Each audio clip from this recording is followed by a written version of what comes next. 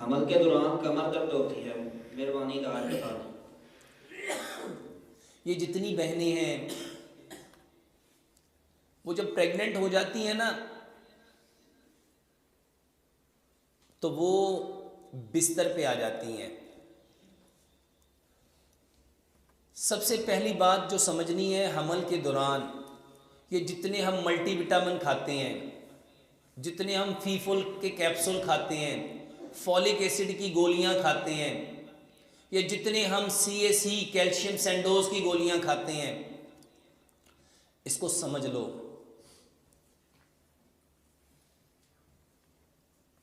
जब इंसान,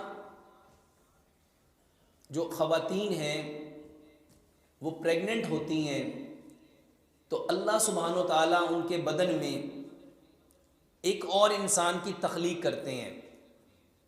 अब ये तख्लीक का ज़िम्मा अल्लाह ने लिया है, अल्लाह ने लिया है ना। अच्छा, कोई चीज़ अल्लाह के हुक्म के बगैर से आ सकती है? तो ये जो बच्चा पैदा होना ये अल्लाह के हुक्म से होगा कि मर्जी के बगैर ही हो जाएगा? अल्लाह सुब्हानो ताला ने उसकी हर चीज़ का ज़िम्मा लिया है।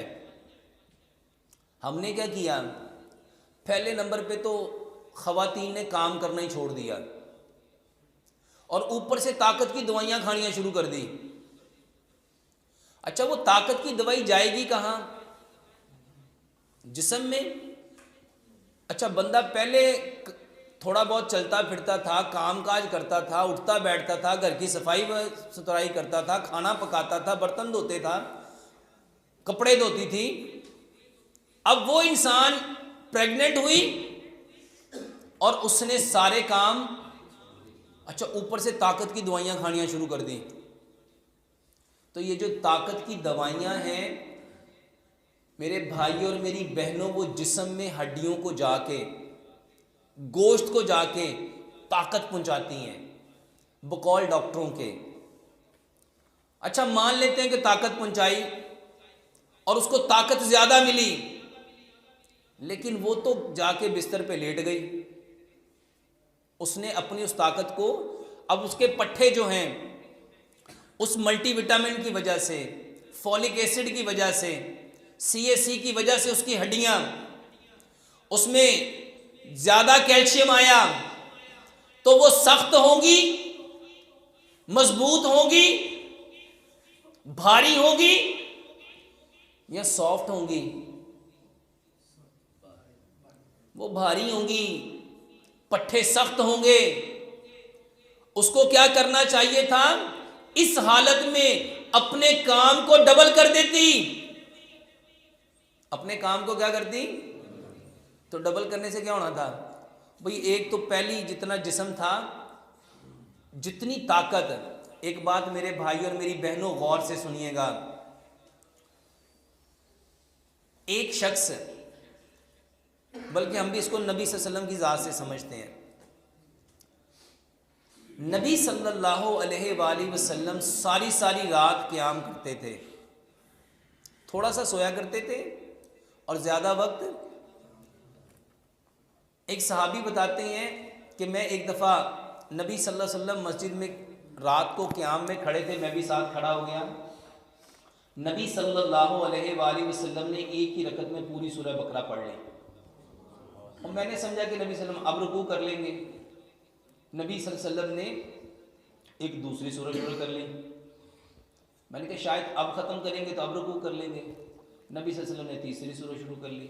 वो सहाबी कहते हैं मैंने सलाम फेरा और मैं घर चला गया। यानी इतना लंबा क़याम और सजदे की कैफियत तो हम सब ने सुनी कि हज़रत आयशा सदीक़ा रज़ी अल्लाह ताला अन्हा फरमाती हैं कि मैं अक्सर डर जाती थी कि कहीं नबी सल्लल्लाहु अलैहि वसल्लम की रूह परवास तो नहीं कर गई। मेरे भाइयों, हमल के, प्रेगनेंसी के जो दर्द है ना, अपनी बेटियों को, बीवियों को, बहनों को उनको सबक दो कि क़याम लंबा कर, रुकू लंबा कर, सजदा लंबा कर, ताकि ये चीज़ें तेरी मजबूत हों। और अगर ये चीज़ें नहीं कर सकती तो एक काम हज़रत फ़ातिमा रज़ी अल्लाह ताला अन्हा करती थी।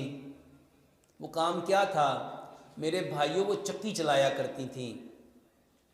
वो चक्की चलाया करती थी।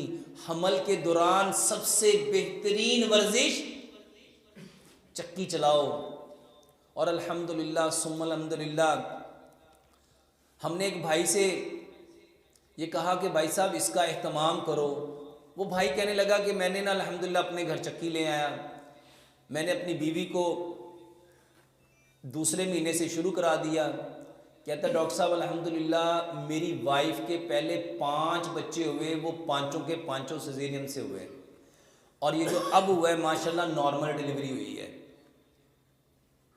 और फिर सिर्फ उसी का नहीं, वो कहता है कि उसके बाद अल्हम्दुलिल्लाह हमारे घर में, हमारे इलाके में जितनी प्रेग्नेंट औरतें होती हैं ना, वो हमारे घर में आके चक्की चला के जाती है। एक साढ़े घर दा आटा वाधू हो गया, और दूसरा अल्हम्दुलिल्लाह सुम्मा अल्हम्दुलिल्लाह वो बताता है डॉक्टर साहब वो जितनी ख़वातीन चक्की चलाती रही हैं अल्हम्दुलिल्लाह सुम्मा अल्हम्दुलिल्लाह, ना कभी उनको दर्दें हुई हैं, ना उनको कभी परेशानी हुई हैं, और उनके बच्चे नॉर्मल हो रहे हैं। मेरे भाइयों, ये चक्की चलाना हकीकत में नॉर्मल बच्चों की डिलीवरी था। और सच बताओ आज किस घर में चक्की चलाई जाती है?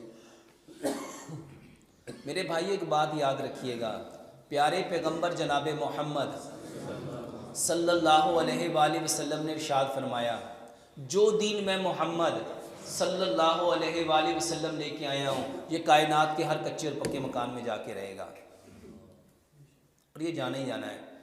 सिर्फ देखना ये है कि इसमें हमारा किरदार क्या है। एक तो वो बहनें जो प्रेग्नेंट हो जाती हैं उनको चाहिए कि वो काम ज़्यादा करें, और दूसरे नंबर पे अगर वो ये ताकत की चीज़ें खा रही हैं तो उनको कंज्यूम करने के लिए, एनर्जी कंज्यूम करने के लिए हार्ड वर्क करें, और इसके साथ अपना क़याम, रुकू और सजदा लंबा करें। और इसके साथ मेरे भाइयों कोशिश करो पत्थर की चक्कियाँ दोबारा लाओ, कम से कम अपनी बेटियों पे एहसान कर जाओ, अपनी बहनों पे एहसान कर जाओ। यकीन जानो अपने घर में चक्की ला के रखोगे ना, एक बार मेरे कहने पे, सिर्फ एक बार मेरे कहने पे, देखो मेरे भाइयों में हर लेक्चर में एक बात कहता हूँ, मेरी बात या सच है या पता कैसे चलेगा? एक बार अमल करके देखो, और आज लाखों नहीं करोड़ों लोग मुस्तफ़ीद हो रहे हैं, करोड़ों लोग। और पूरी दुनिया में अल्हम्दुलिल्लाह सुम्मा अल्हम्दुलिल्लाह मुझे पूरी दुनिया से कॉल आती हैं।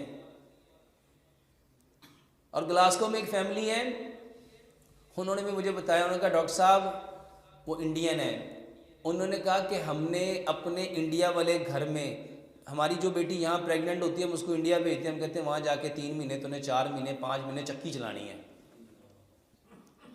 मेरे भाई और मेरी बहनों, जो फितरत है, बीमार होना सिर्फ फितरत को छोड़ना है। और ये हमारा सारा क्या था, ये चक्की चलाना हमारा क्या था, हमारा क्या था, कल्चर था। और देखो अगर इस नियत से नहीं चलाते तो कम से कम इस नियत से चलाओ कि हजरत फातिमा रजी अल्लाह ताला अन्हा के हाथों पे गट्टे बन जाते थे, किसको चला चला के। और मेरी बहनों अगर ये चक्की चलाओगी तो कम से कम हजरत फातिमा रजी अल्लाह ताला अन्हा की सुन्नती पे अमल कर लोगी, तो हर लिहाज में हमें क्या मिलेगा, अजर ही मिलेगा।